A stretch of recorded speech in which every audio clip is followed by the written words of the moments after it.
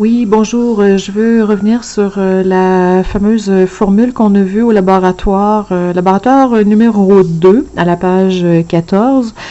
Vous avez eu à faire le calcul d'un diamètre que vous n'avez pu mesurer. Rappelez-vous, là, c'était le diamètre à 40x. Votre règle micro-graduée était trop petite et on avait dû faire le calcul. Alors, on va juste se rappeler les informations ici. Donc, évidemment, là, le G, ça, c'était assez simple. Ça faisait référence au grossissement. Ensuite, la lettre D, au laboratoire, évidemment, ça faisait référence au diamètre.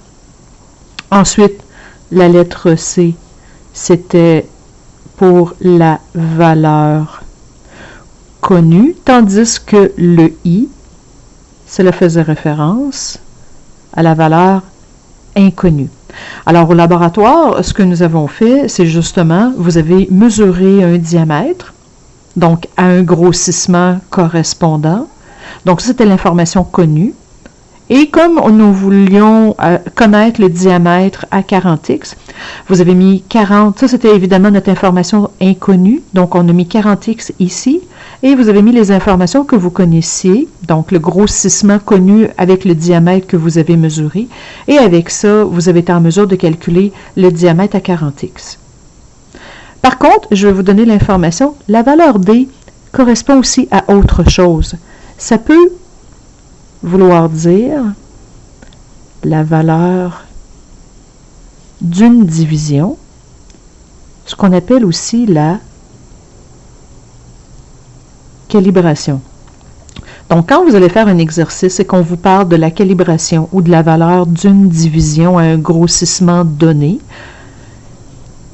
ça sera vos informations connues. Donc, grossissement puis la valeur d'une division. Mais si vous avez besoin justement de la valeur d'une division à un autre grossissement, donc que vous ne la connaissez pas, donc ça c'est votre information inconnue au grossissement correspondant. Donc là, vous pouvez réutiliser la fameuse formule pour être en mesure de faire votre calcul. Alors avec ces informations, eh bien, ça va vous aider à poursuivre les autres exercices.